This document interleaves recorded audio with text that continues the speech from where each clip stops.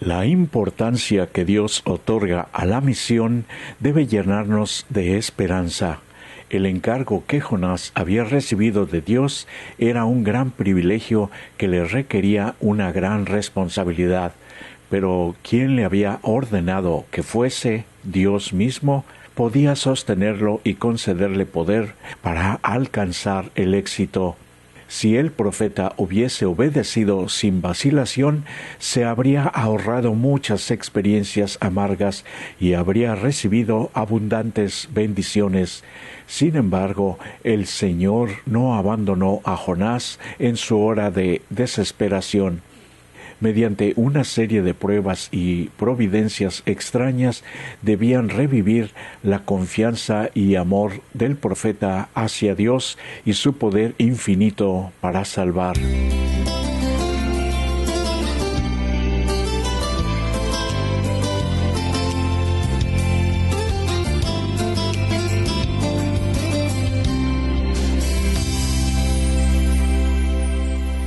Nuevamente les damos la bienvenida, queridos amigos. Título de la lección 5. Excusas para eludir la misión. Nuestro texto inicial se encuentra en Isaías capítulo 6, verso 8. Después oí la voz del Señor que dijo: ¿A quién enviaré? ¿Quién irá de nuestra parte? Entonces respondí: Aquí estoy, envíame a mí. Y les presentamos los textos bíblicos base de este estudio para una mejor comprensión. Número 1. Introducción. No todos los que fueron llamados a la misión fueron tan obedientes como Abraham. Jonás es un ejemplo. Dios llamó a Jonás para que pregonara contra Nínive, la capital de Asiria. Esta ciudad, situada en la actual Irak, estaba a 900 kilómetros de Jerusalén, una distancia considerable. Jonás no solo se negó a ir, sino además huyó en dirección contraria, hacia España.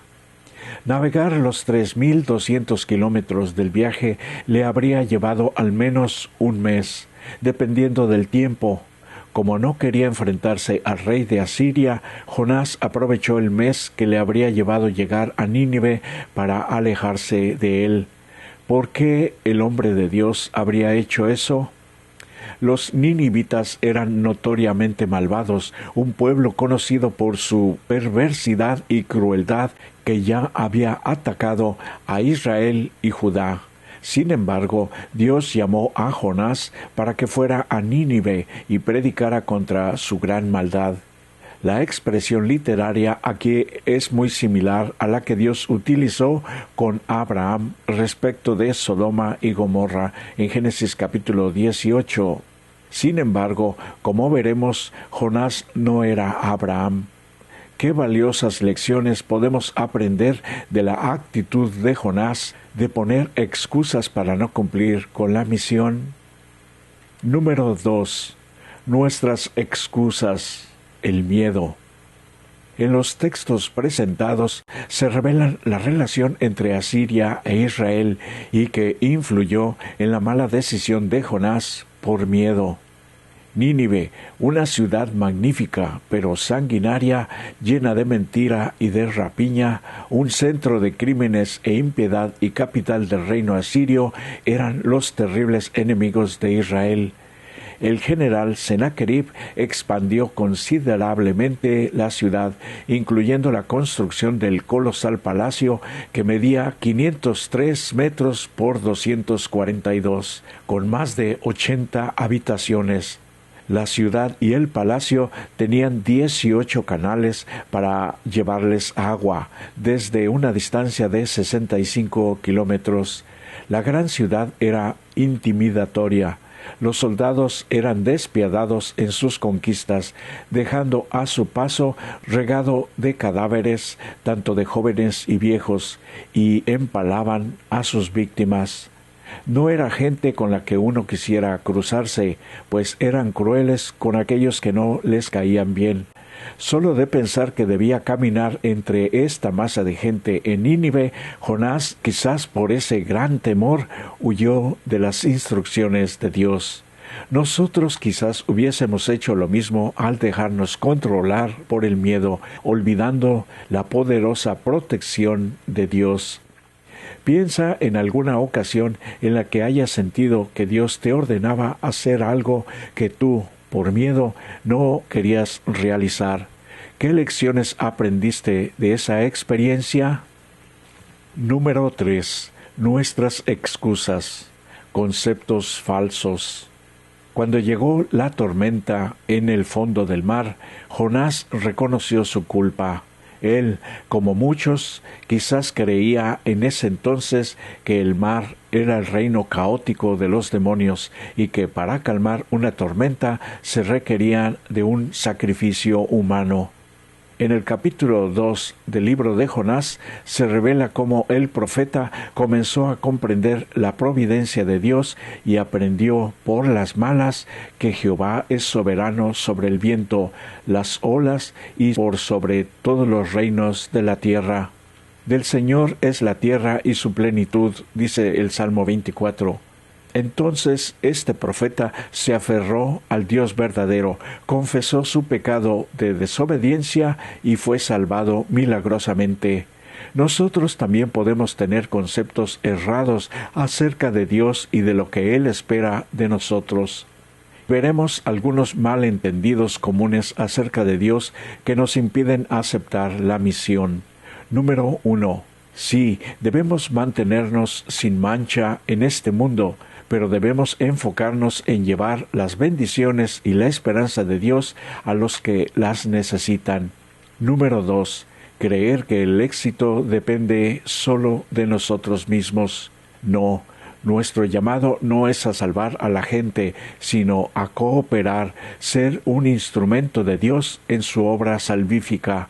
Podemos compartir semillas de verdad en la mente de las personas para que puedan comprender cómo Dios nos transforma, pero solo Dios puede cambiar, puede convertir el corazón. Número 3. Y como no somos Dios, para algunos es suficiente excusa para no testificar, y por eso dejamos que solamente los ministros o los profesionales de la religión lo hagan. Número 4. Sí, Dios usó a Jonás, pero solo Dios, no Jonás, transformó a Nínive. Ganar almas es demasiado difícil para que los seres humanos lo hagamos solos. Por eso debemos cooperar en la misión de la salvación con el todopoderoso Dios a nuestro lado. Debemos aprender a permitir que Dios gane almas, pero por medio de nosotros y de nuestra vida y testimonio, consagrándonos nosotros a Él primero. Número 4. Nuestras excusas, la inconveniencia. Y veremos algunas de estas inconveniencias a continuación. Número 1. La experiencia de Jonás en el vientre del gran pez fue un encuentro increíble con Dios, pero no significaba que sus antiguos hábitos de pensamiento o sus actitudes fuesen fáciles de cambiar. Número 2. Fue a Nínive de todos modos. Dejó de lado sus sentimientos personales hacia los ninivitas, predicó lo que Dios le comunicó. Número 3. Y los resultados fueron asombrosos. Los ninivitas se arrepintieron y Dios los perdonó. Número 4. Sí, Jonás tuvo que pasar por muchas cosas, hacer lo que no quería hacer, pero cuando lo hizo, Dios fue glorificado. Por lo tanto, la misión de Dios se lleva adelante sobre los hombros de quienes están dispuestos a sacrificarse, aunque sea a regañadientes, aunque no debe ser nuestro caso, si es que realmente queremos servir, amar y obedecer a Dios. Número 5. Nuestros intereses personales deben ceder al paso de la prioridad que Dios tiene por los perdidos, la misión de Dios y nuestra misión también. Como Jonás, a veces albergamos prejuicios que nos impiden acercarnos a una persona o grupo. Número 6. Enfrentarnos a nuestros prejuicios requiere humildad. Número 7. Nuestra misión también requiere tiempo y energía emocional. Invertir en la vida de los demás y preocuparnos verdaderamente por ellos puede ser agotador, especialmente en esta época de tanto estrés en nuestra vida y los problemas personales, como todavía para ofrecer apoyo emocional a otros sumidos en el pecado. ¿Qué pensamos acerca de esto? Número 8. Quizás participar de la misión a menudo exige sacrificios o inversiones económicas, ya sea para ayudar a la gente, comprar publicaciones y materiales de evangelización o pagar servicios para dedicar más tiempo a la obra misionera. Por supuesto que hay gastos relacionados con la misión. Lo bueno es que Dios proveerá con todo, capacitará y obrará poderosamente para que los modernos ninivitas se arrepientan a través de nuestro testimonio. No dudemos. Y finalmente, número 9. Compartamos la bendición del gozo celestial y no seamos como un contemporáneo Jonás. ¿Qué sacrificio se te pide para compartir tu amor por Dios hacia otra persona? ¿Hasta qué punto confías en que Él cumplirá su promesa y suplirá todo lo necesario para enriquecer especialmente tu vida mediante el sacrificio? Número 5. Nuestras excusas, confrontaciones incómodas. De Jonás capítulo 4 leemos: Señor, ¿no es esto lo que pensé cuando estaba aún en mi tierra? Por eso quise huir, porque sabía que tú eres clemente y piadoso, tardo para enojarte, abundante en amor, que desistes del mal. Jonás tenía algunos problemas. Número 1. Sentía un odio profundo por el pueblo al que Dios lo había enviado. Número 2. Pensó que de cualquier manera quedaría mal al ver los resultados finales. Número 3. Quería que Nínive fuese la próxima Sodoma y Gomorra. Quería que fuera destruido este pueblo odiado.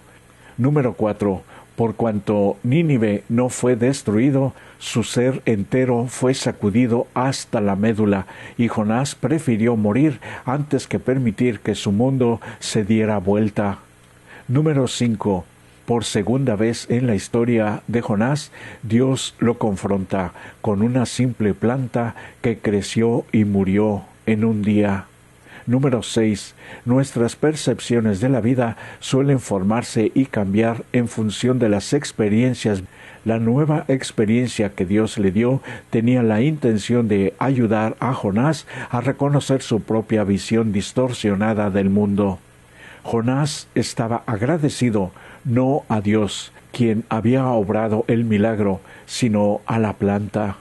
En lugar de verlo como un milagro inmerecido, lo consideró una bendición apropiada y merecida como consecuencia de sus buenas obras.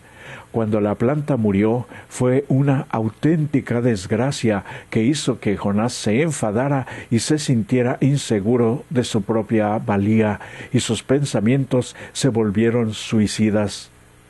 A la experiencia le sigue la suave corrección de Dios, quien ayuda a Jonás a ver lo insensato que era de su parte valorar más una planta que los muchos miles de hombres, mujeres, niños de Nínive, así como sus animales. La historia no termina con el arrepentimiento de Jonás. La historia con final abierto gira en nuestra dirección. ¿Qué haremos nosotros al respecto de la preocupación de Dios por los malvados, por los violentos, por aquellos que no han sido alcanzados alrededor del mundo o incluso alrededor de nuestro vecindario o comunidad alrededor de nuestra iglesia? Número 6. Aquí estoy, envíame a mí.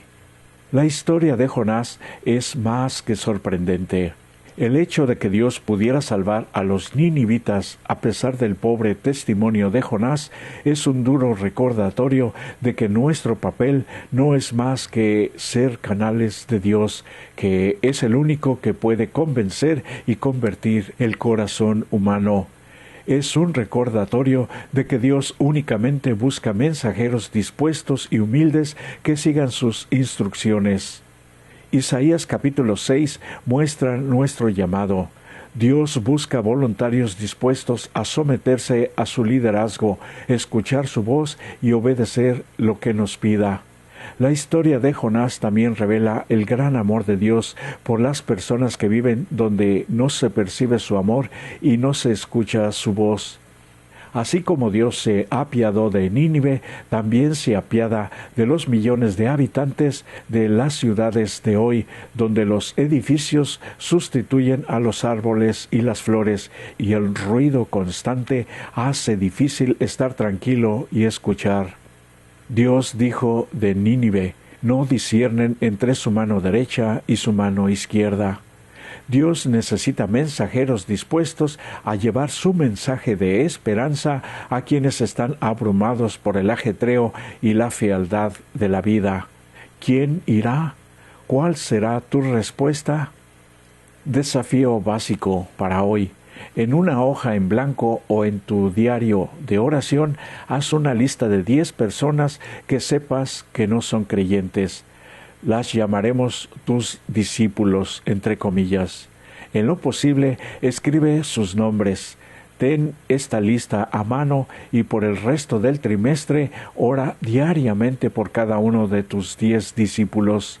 Ora para que Dios te ayude a entablar una amistad casual con los conocidos. Ora para que puedas desarrollar amistades más profundas, cercanas y de confianza con tus amigos casuales. Al profundizar tus relaciones, observa y escucha cuidadosamente para que puedas identificar sus necesidades específicas, sus heridas y sus angustias. Luego, ora para que Dios atienda esas esferas de necesidad. Desafío avanzado. Elige una ciudad cercana y otra en una parte diferente del mundo. Comienza a orar por las personas que viven y trabajan en cada una de ellas. Pide a Dios que haga surgir una fuerte presencia cristiana que pueda compartir la verdad tal como la conocemos nosotros, la verdad acerca del pronto regreso de Jesús. Número 7. Conclusión.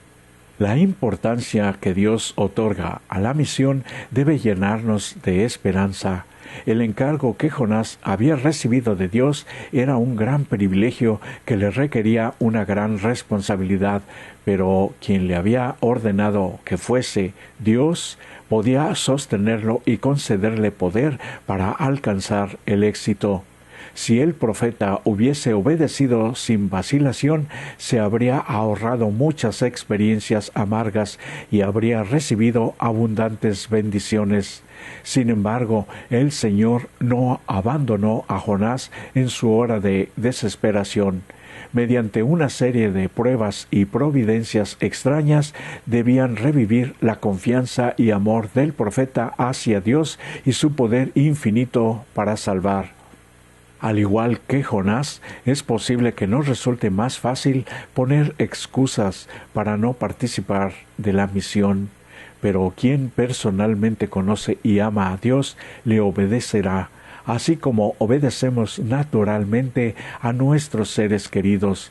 Pero si no los amamos, podremos encontrar fácilmente motivos suficientes que nos lleven a poner excusas para no obedecer ni ayudarlos. Recordemos, nuestro llamado a la misión no es menos específico e importante que el de Jonás. La pregunta es: ¿cómo vamos a responder a Dios, a Jesucristo, a quien por amor a nosotros y para pagar por nuestros pecados se entregó a sí mismo en sacrificio para salvarnos? ¿Cómo responderemos a tan grande amor por nosotros? Y para los que necesitan las preguntas finales se están presentando. Puede detener el video para tener suficiente tiempo. Por eso hoy, querido amigo y amiga, consideremos que desde el mismo comienzo de la vida de Jesús en esta tierra ya traía una misión por la cual vivir. No solo sería su trabajo como carpintero. Todo tenía su tiempo, pero siempre aprovechando cualquier espacio para compartir el amor divino del Padre Eterno hacia los demás. Y solo como un ejemplo podemos verlo como a los 12 años lo hizo con los más altos líderes religiosos. Nosotros podemos hacer lo mismo, pero con la gente que hoy necesita de este precioso conocimiento que tú y yo tenemos antes de que mueran sin esperanza. El saber todo esto, estoy seguro que con la ayuda de Dios tomaremos las mejores decisiones. Que Dios nos fortalezca y bendiga. Es mi mejor deseo para ti.